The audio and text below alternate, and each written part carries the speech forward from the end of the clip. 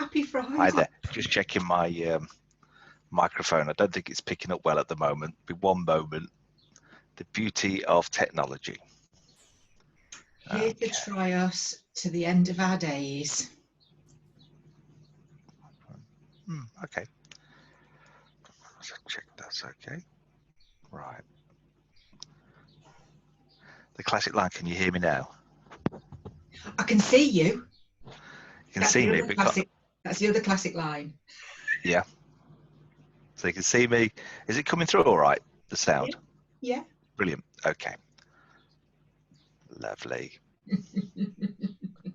I saw something on Facebook. It wasn't Facebook, but it felt like Facebook. It was actually LinkedIn, where somebody had put when you wave at the end of a Zoom meeting, like you ever do that in a real life meeting. It just made me tickle because you don't, do you? Well, I normally do when I'm at the door waving goodbye to everyone. Do you not do that? I mean, that's normal, isn't it? Or yeah, definitely. I can remember walking through offices waving goodbye to people when I was training them. Yeah. And years ago as a kid, we always stood at the doorstep and waved goodbye to our friends or family or visitors. And I was quite surprised when I used to see other people and they didn't do it. And I thought, oh, it's really weird, isn't it? Because it's like convention, it's habit. Yeah. Well, isn't it? I thought it was just normal that you get to the door, you've already said goodbye, but then you start another conversation. Yes. So you stood on the doorstep for a little while longer and you say goodbye again. 5 or 20 minutes, depending. Yes. To the point where you go, you're coming back in for another cup of tea, or are you going? Yeah, I imagine there's loads of people can reminisce on that one. But they'll look forward to doing it soon, I'm sure. Yes. I'm still unclear. I've kind of stopped listening. I don't know about you. I'm like, we can go to the pub with a face mask on. So my face mask has got to have a little hole for the straw in it. Yeah, absolutely. Yeah. So or maybe you can get one of those grommets that they use to seal things up so that the straw just stays there safely. We're going to start seeing a surge of those kinds of face masks now, aren't we? Especially for the pub industry. Yes. Yeah. Inbuilt straw. Well, they used to have the funny ones, didn't they, with the hats, where they used to have like the beer on the side, and then they used to have a drink come in. So yeah, it's interesting. You're right. I mean, it's down to a meter now, isn't it? Rather than 2. But only in mitigating circumstances like going and having your hair cut and having a pint. Other than that, the advice is still 2 meters. Right. So what we have there then is a confused message. And a confused message creates what happened yesterday at Bournemouth. That people think it's all right now. It's okay. You've got to be so clear with the message. It's no good mixing them. You've got mixed messages. You see an awful lot in business, don't you, where people won't give just a straight answer or just one thing that has to be done. Yeah.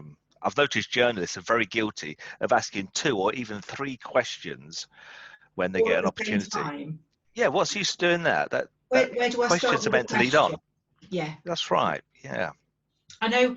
I've had I won a prize this week by actually solving a countdown conundrum. Can you imagine? Wow, well done. And the conundrum was cash train, and I started sort of like writing the letters out, and it just came to me straight away, and it was anarchist.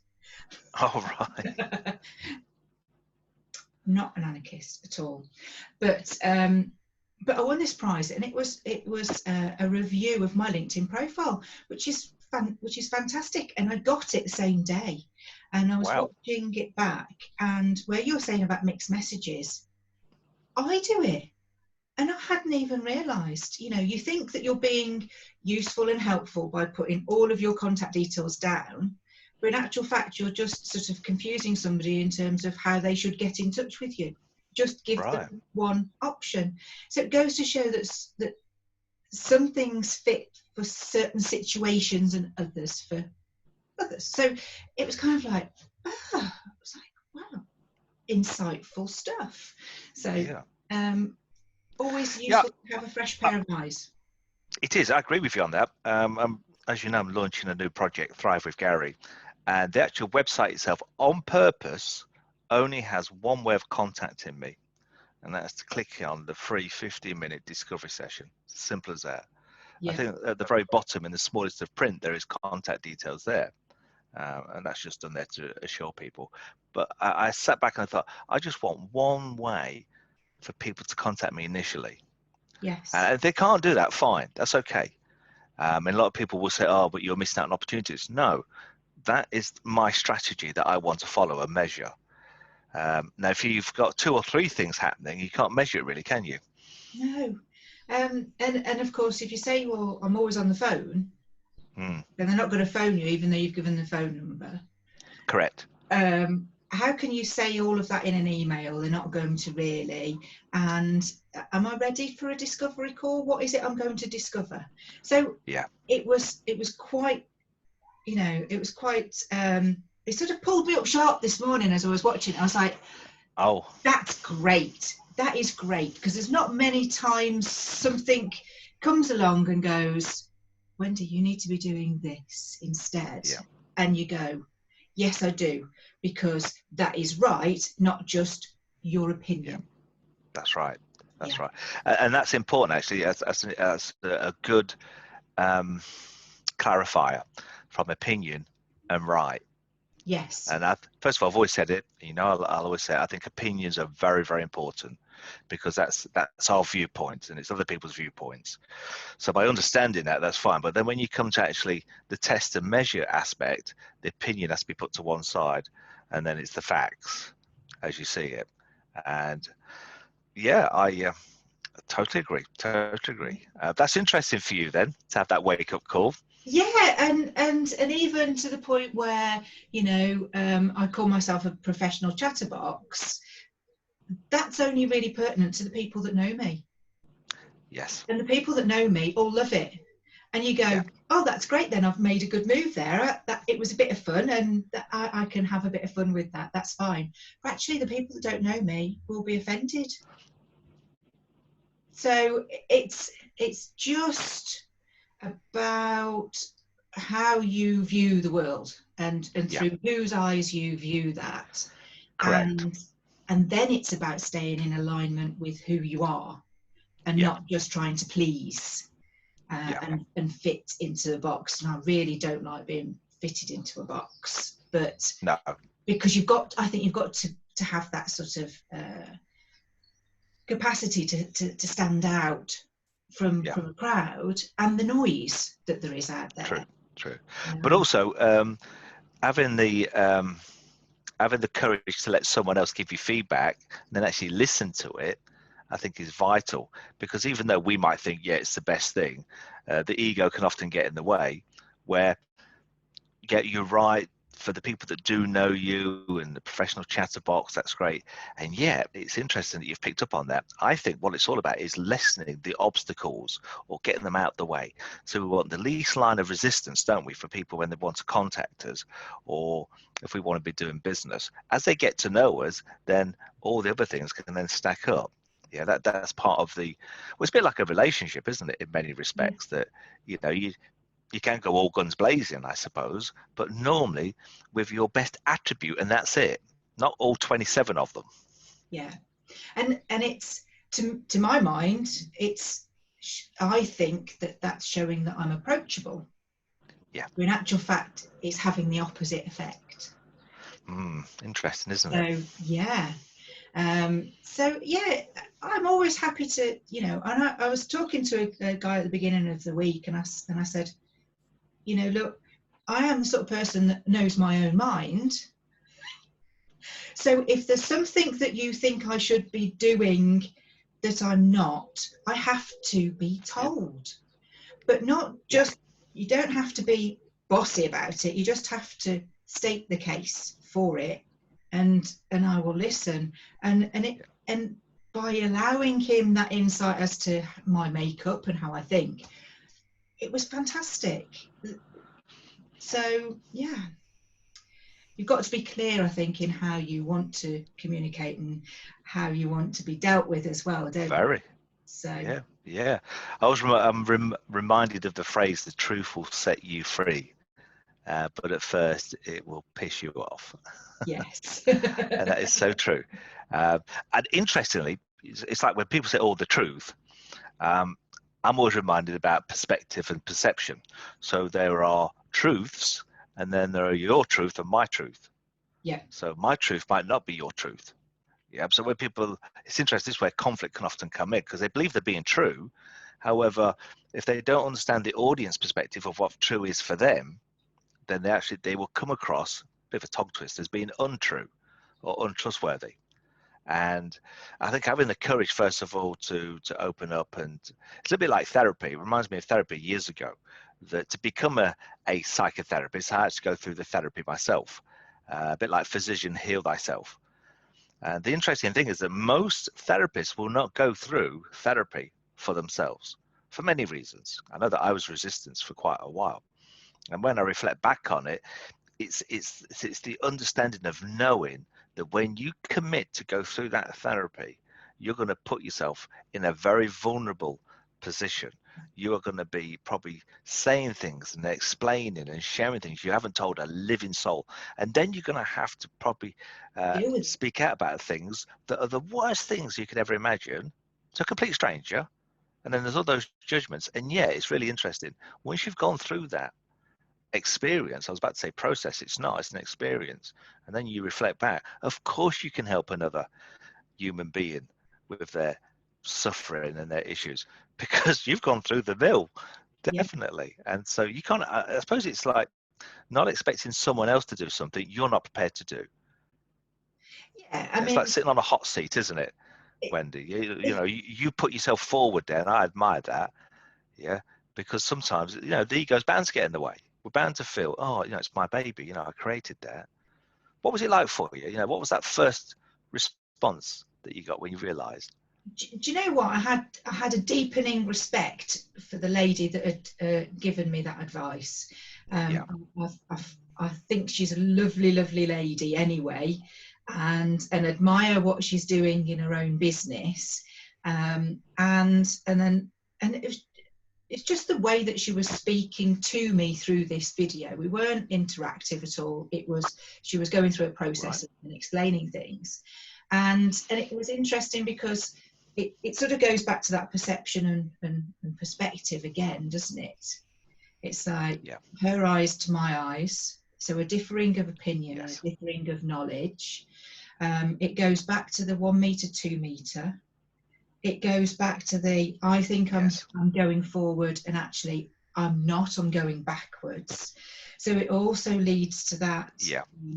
To push forward, sometimes you do need to regress and feel that Yeah. you Absolutely. Yeah. are regressing Yeah. to be able to push through something.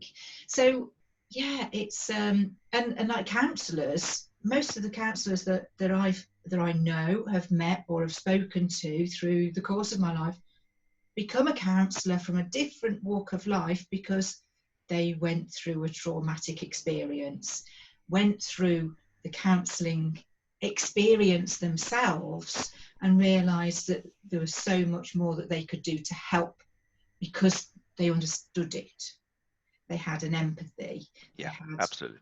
all of Yeah. that experience to draw on. So I think it's Yep. just And if I'm honest, though, growth. yeah, if, so true. If I'm honest, though, I would say I was quite jealous of those counselors and therapists that actually had really bad experiences, because that was not the reason why I got involved in psychotherapy years ago. I got involved because I wanted to help sports people with hypnosis. I had this like idea, I'm sure I can help them. I'd read a couple of books, and there was no internet around at the time. So anyway, I managed to find a reputable training organization, having gone through the classic exchange in my adverts, Daily Mail, getting all these packages in the post, like we used to. There was one in particular called the HCB. Remember it? It's quite interesting. It was the hypnotherapy centre, Bournemouth, of all places, considering the beach fiasco yesterday. But the actual guy that ran it was great at marketing. There was no doubt about it, but very, very precise in what you were going to learn. And I wasn't going to learn anything about sports hypnosis, but it was the only one that seemed fair enough. So I remember enrolling and getting involved and intrigued by it all. And then when it came to the point of, well, you need to go through therapy yourself, I can always remember thinking, of course I don't. Yeah, I only want to help sports people. And I remember going to the conferences and meetings initially, meeting all these souls that had such bad things happen in their lives, thinking, I ain't going to make it. I wanted something like, I wanted a sob story, all right. But it's like as a speaker, okay, as a speaker, I've met so many different speakers. When you look at their bios, you're thinking, oh, come on. It's a bit like America's Got Talent or Britain's Got Talent. The sob story starts. I'm thinking, I haven't got one. And then I thought, well, you could always make one up, in all fairness. There's got to be something somewhere along the line of, even from childhood, that really will still affect you in adult life.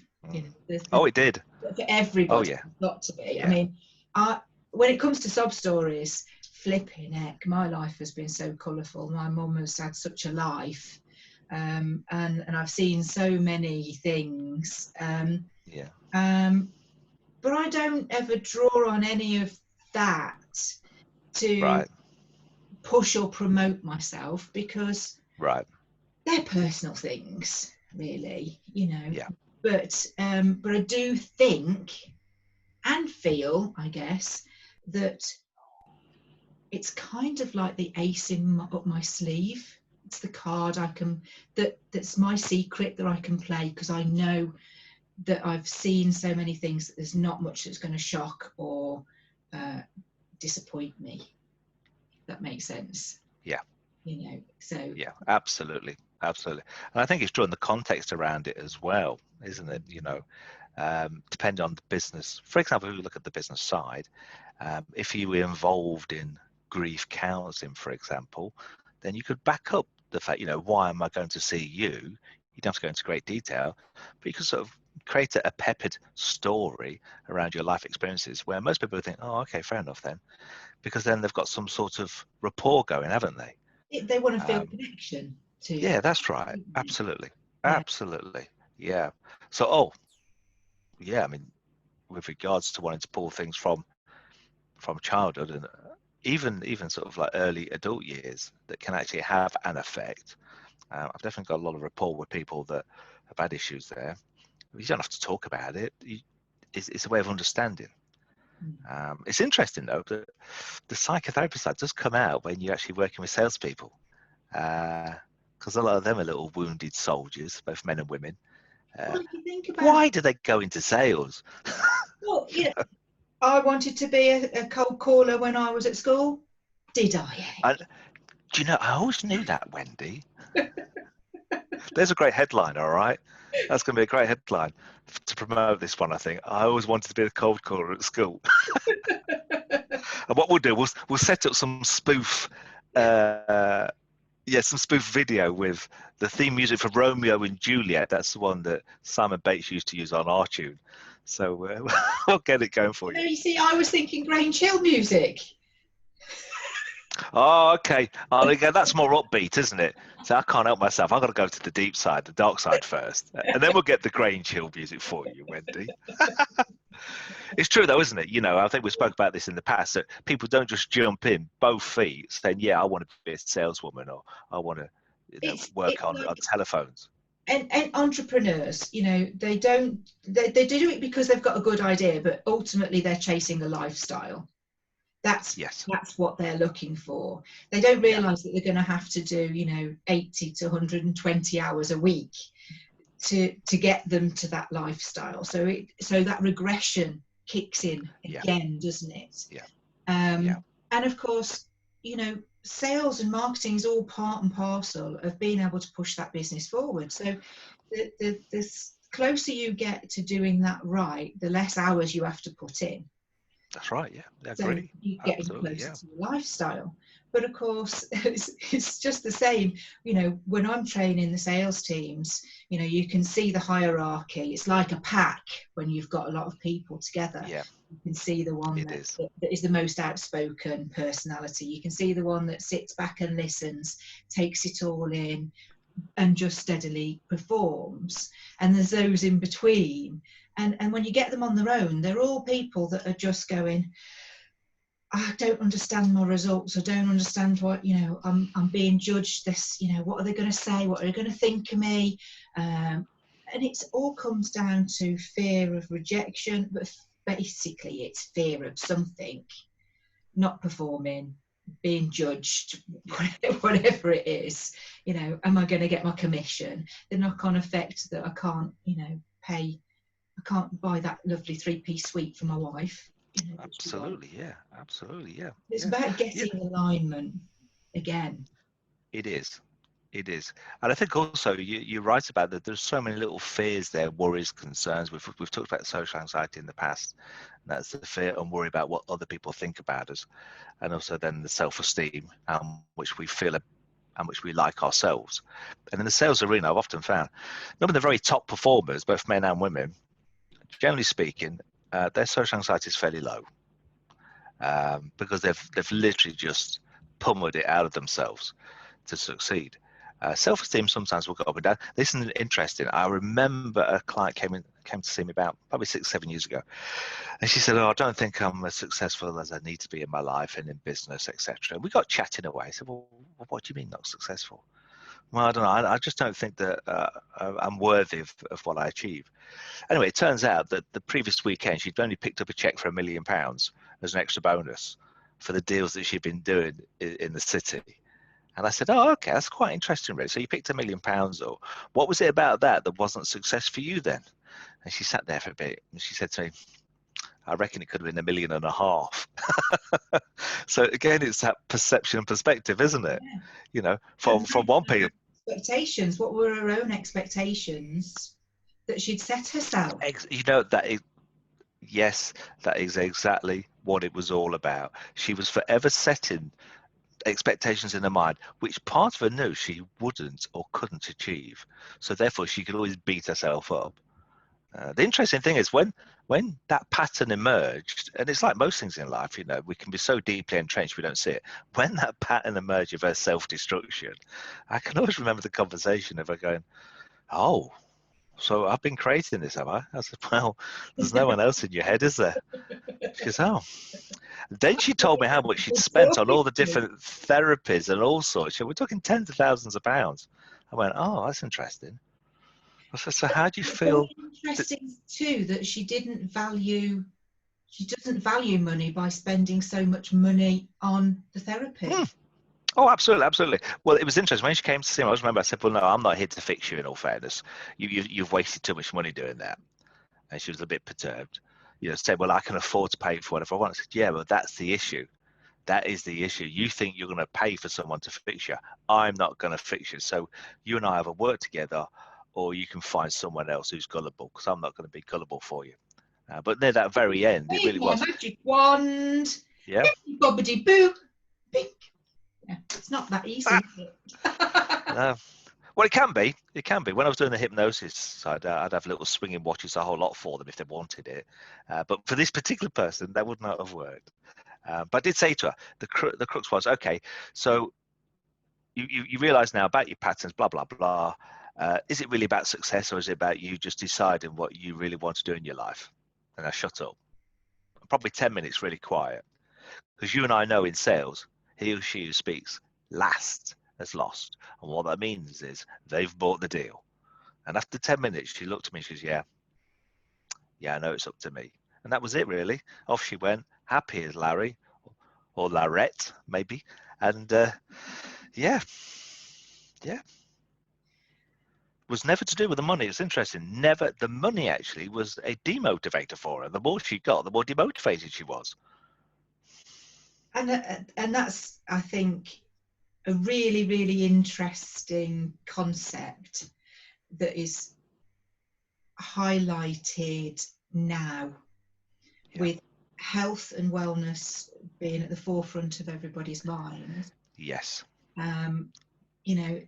That it is about being happy, being sustained, leading a fulfilling life. And how do we do that? And I think, certainly a lot of the people that I see in my training through WAG, it's that they're unhappy about something somewhere along the line, and I can always guarantee there's some the one thing that they get at the end of their sessions is, okay, they'll have had fun and their confidence will have improved because they've realised the unrealistic expectations that they've put on themselves. But the one thing that they really, really want to do when they finish their session, they just want to go out and do it. Yeah. That's the most important thing. Go out and do it and enjoy it. Yeah, absolutely. Yeah. And as always, it's that classic, what's the worst thing that could ever happen? I think it was Onassis that when he was faced with any business decision would ask himself, okay, what's the worst thing that could happen in this scenario?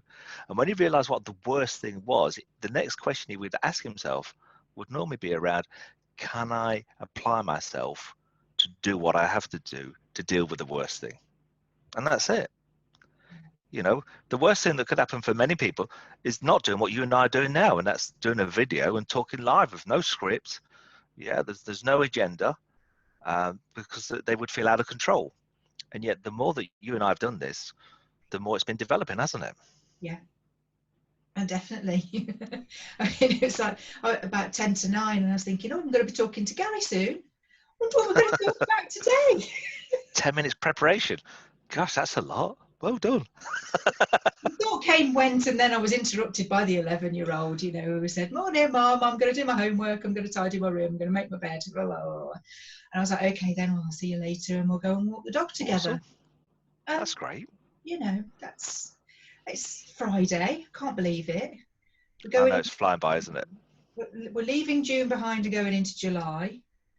And yes. I freaked everybody out on LinkedIn yesterday by putting Buddy the Elf up, saying Santa's coming, because it's officially 6 months to Christmas. That's it. Is it less than 6 months? Oh, you're right, yeah. 26th, it's Boxing Day. Yeah.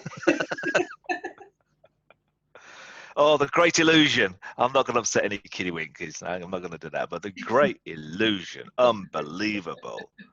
Unbelievable. It makes me laugh when people say, oh, does hypnosis work? Well, let's see. Stories for years. Yeah. We've created this concept. Yes. Yes. That's a good point, actually. That's a really unbelievable. And you can't forget the tooth fairy. Don't forget the tooth fairy. It's a very, same thing, isn't it? Important illusion. Yeah.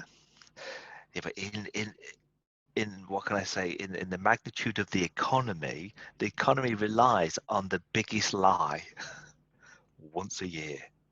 Yeah. What's that called? The budget. Well, it's they're gearing up for Christmas now.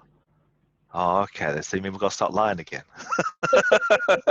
And I know that some people are going to go, oh, bar humbug. And that's quite interesting, because when I hear that, it's because I've now rattled their little tiny comfortable world of the old beliefs they'd like to hold on to because it was so romantic and so lovely.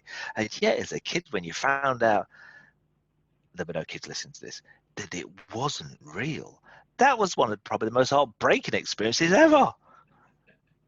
The little PIR systems that you have on your alarms, and you've got a little light that goes. Yeah. Alice still believes that Santa can check in on her on that. How old's Alice? 11. 11. Oh well, probably one more year. We keep saying that, yeah. Yeah. But it's interesting because they're false beliefs that we create a reality out of, aren't they? Yeah. My 26-year-old still believes in Santa because Santa only brings one present. And if she stops believing in Santa, she won't get nothing. All right. Interesting, isn't it? Yeah, I love that learned behaviour. Mm-hmm. I've often thought, I wonder if there's any way that we can use that power in other areas of our life. And I suppose there is, really, isn't there? The illusion of something being so real. It's interesting because I think it was Emile Coué that said that the mind cannot tell the difference between reality and imagination. In fact, imagination will always outwit the conscious mind to the power of itself. Unbelievable. Emile Coué. Now there was a game-changing gentleman. Yeah, he was struck off the French medical register for, Trump might call it fake news, for actually supplying his patients with placebo tablets, but charging them for it, then saying it was going to help them as long as they said the phrase every day and everywhere, I'm getting better and better. And yet, over 100 odd years ago, he was, well, the Tony Robbins of his day. People would travel all over France to go and see him in his salon, to be hypnotized by Emile Coué. Yeah, unbelievable. The power of suggestion. You've made me think of something that there was a clip that I was shown. I can't remember the name of it. I'll have to look it up and perhaps put it in the notes. But it was, in fact, the lady that I was listening to. All right. Yeah. And it was a magician who got people sitting at a desk and then put a covering over their arm, and then put a fake arm with a screen, and was using acupuncture and a hammer. Right. And a feather, and this to the fake arm, you know, all on the fake arm, and they were feeling it, and ice on their hand, on their real hand, and they couldn't feel it at all because their brain had automatically sort of, the suggestion of this unreal arm was its true arm, so it was blocking all the signal receptors out. And I was thinking, and it was just so that power of suggestion. Yeah. And oh God. Yeah. Absolutely. People say, you know, or mindfulness and visualization, visualize the life that you want to lead. It's sort of this all along the same thread of thought, really, isn't it? Yeah. Especially if you can magnify it with emotion. Definitely. So just to imagine something, that's okay.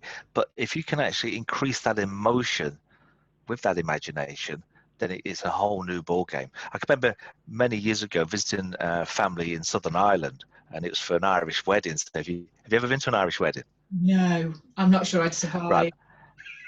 It's interesting. That would be the word. Basically, we got there Friday and didn't stop drinking till Monday, on and off, partying the whole lot. But in between little break times, they'd found out that I was a hypnotist. And so I had to go and visit one of my old relatives. No, I was staying with them, that's right. And he was suffering from phantom limb syndrome. So he'd had his leg amputated from the knee downwards, but he still kept having ankle and foot pain, which is quite normal, and it can happen to a lot of people. And I can remember and he was quite, what can I say, skeptical of all this mind stuff. But he was in his 80s and he was suffering. So I remember saying to him, well, look, I could probably do something to help you relax. Would that be okay? He said yes.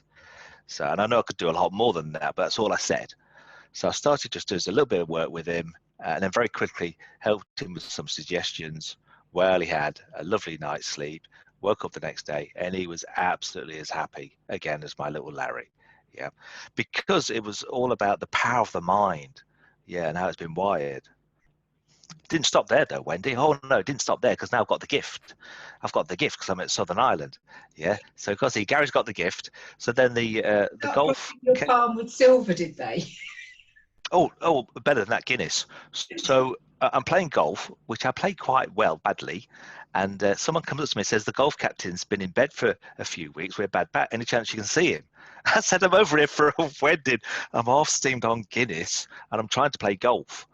I'll go on then. Anyway, the guy that took me, I remember Liam, was like a tugboat guy. And he thought this hypnosis was a load of rubbish, in his words. I was about to use something else, but we'll keep it like that.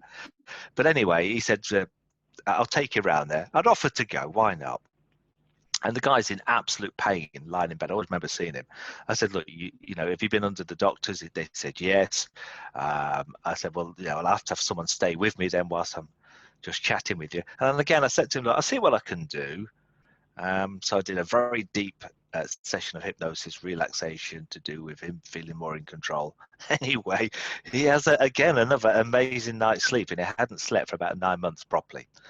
So the following day, we get a call. Gary, fantastic.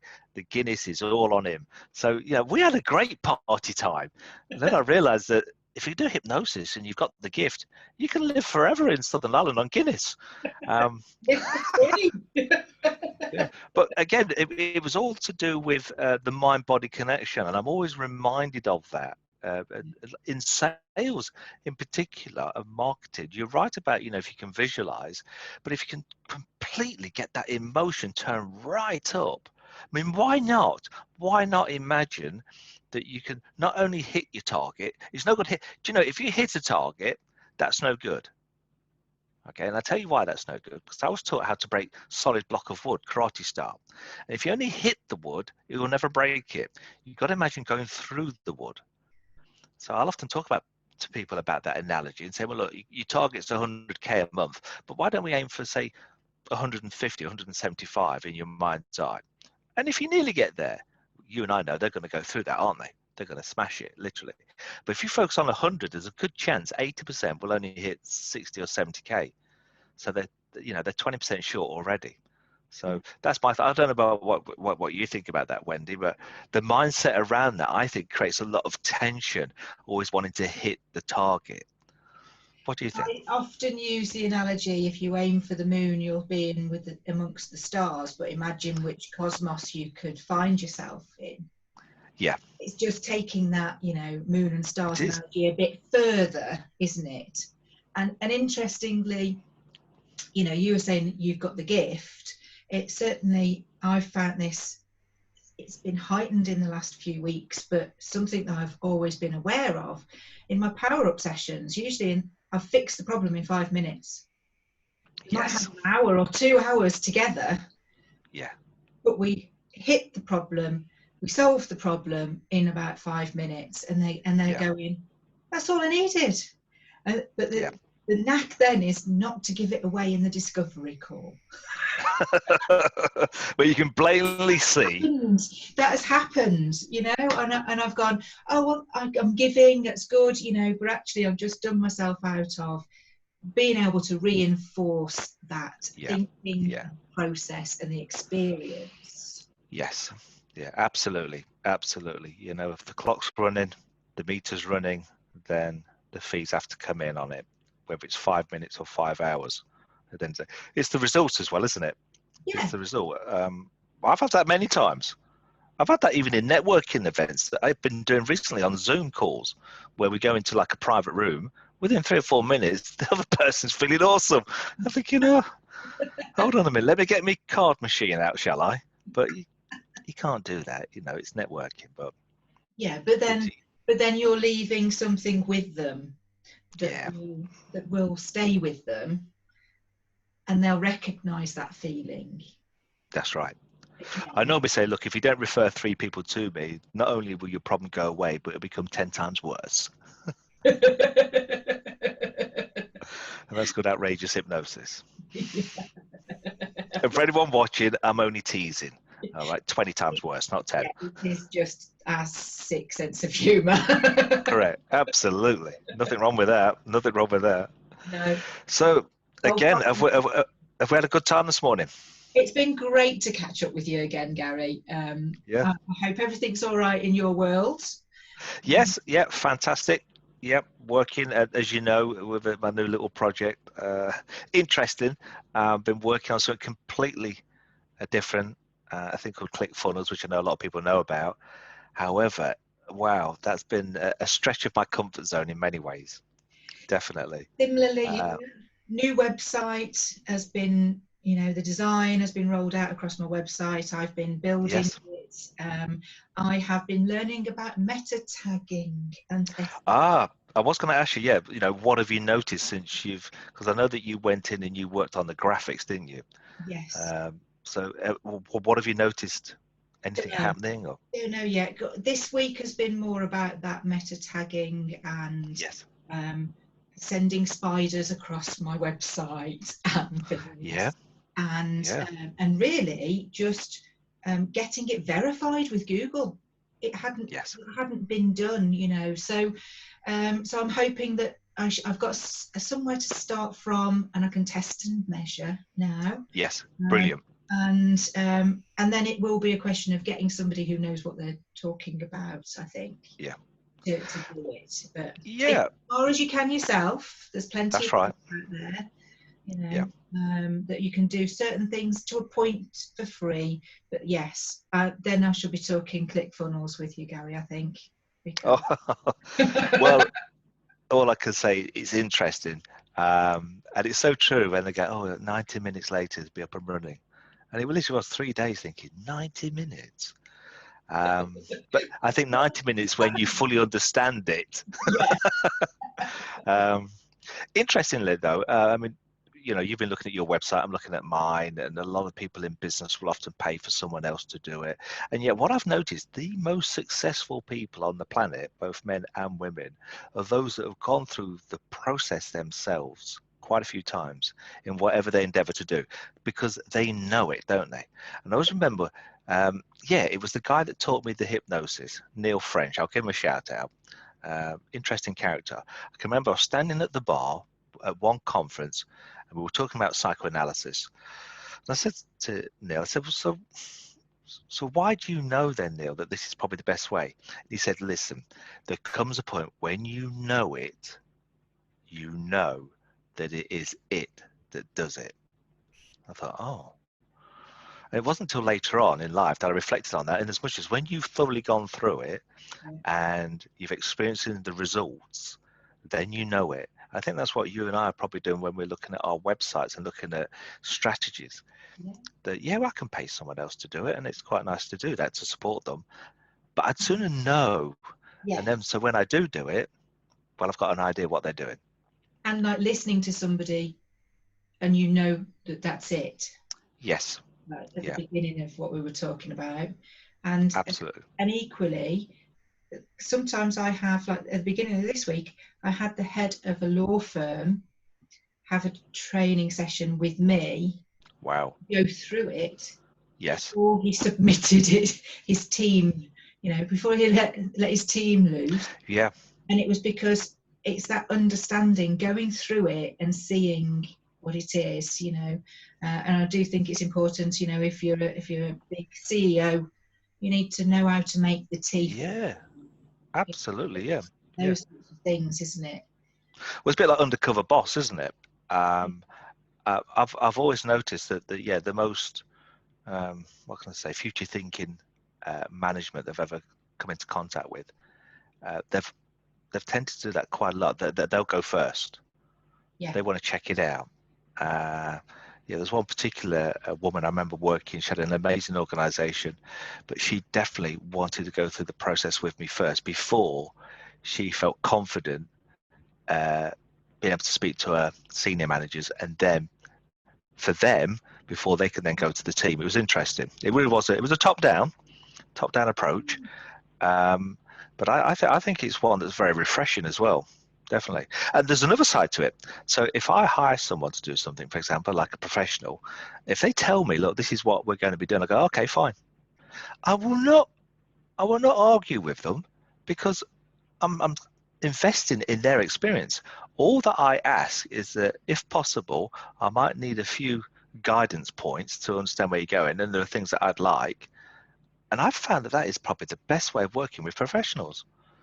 I can never understand anyone investing a large sum of money, then arguing with someone that just asked to help. That's interesting, because there was a guy in a networking group yesterday, and he helps business owners that want to build and grow to a certain point that they can let the company run and they can step back and have the lifestyle, and the business feeds that lifestyle. Yes. And find themselves trapped because they're in control of everything. And he explained this in about 6 sentences. And I said, so really what you're doing then is you're basically saying you've got to turn around to the boss and say, you've got to trust your team to be able to run the business without you. Yeah. They've got to have that freedom. And I think that's something that I always identified with working for myself, because I want you to trust me to just get on and do the job for you. That's right. Because if I don't do that job well for you, you're not going to tell anybody else that I did it well. No, that's right. And I can imagine, Wendy, that when because I'm empathizing with that point, that let's say you're doing a job for me, and I totally trust, and I just let you get on with it, I'll get better results from you than if I'm trying to micromanage you. Yeah, most definitely. Because you just want to give more than more, and that's the loyalty side of things, isn't it? You know. But, there it is. You want to give more than more.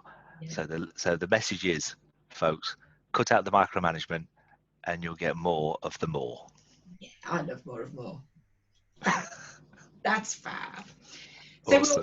we'll be back in a few weeks with another. I'm sure we will. Over the next 2 or 3 weeks for another edition. Yeah, this is episode 4. So we'll stick it in the usual channels. We'll be up on LinkedIn, Facebook, Twitter, and YouTube. How's that? Awesome. So Woohoo. what you want us to talk about, let us know. Look forward to it, folks. Wendy.